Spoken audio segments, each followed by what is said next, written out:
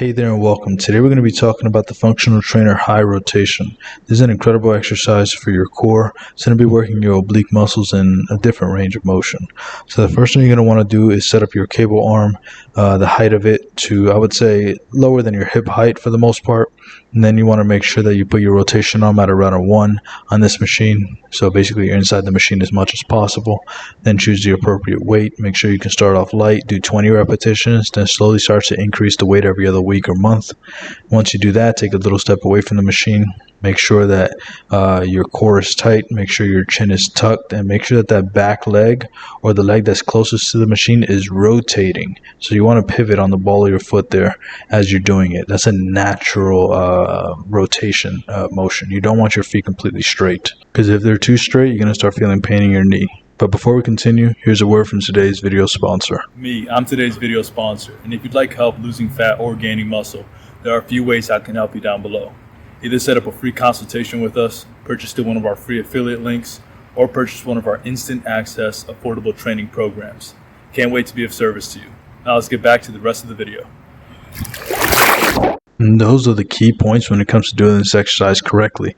You want to also make sure that you're rotating your torso with the rotational motion in the first place. Like, you don't want your torso and your chest facing forward while your arms are moving and rotating in that direction, and in the opposite direction, obviously. Because if you do that, you're not going to feel this in your core. It's basically just going to be a shoulder exercise. You want to rotate the torso while you're rotating your core, because that's what's going to allow you to engage your core as much as possible. Also, keep in mind that as you're rotating away from the machine, you want to make sure that you're breathing out. And you can do this exercise right now. Like, fill in your belly with as much air as possible, and then try to contract your core with that air inside.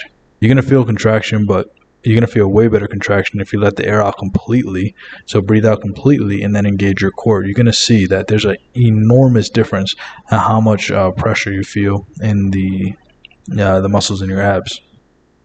So while you're doing this, breathe out, breathe in, breathe out, breathe in. Another key thing I want you guys to think about is making sure that you're keeping your chin tucked. Last thing you want is to be looking up as you're doing this. You're going to feel a lot of pressure in your neck. And if you're working your core, you want to be working your core. You don't want to be working your neck.